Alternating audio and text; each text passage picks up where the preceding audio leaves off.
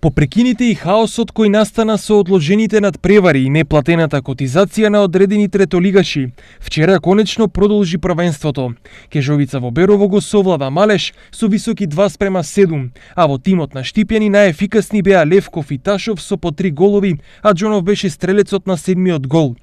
Китго Пехчево само ја потврдија својата доминација, со високиот резултат на слога во Виница со 1:7.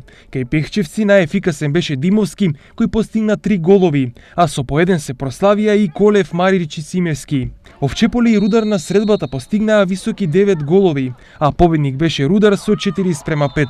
На табелата неприкосновен владетел е Китго Пехчево со 29 бодови предност пред второпласираната Кежовица со 44. Слога е трета со 32, пред Малеш со 31, Делчевска Брегалница со 30, Овчеполе со 29 и Рудар со 27.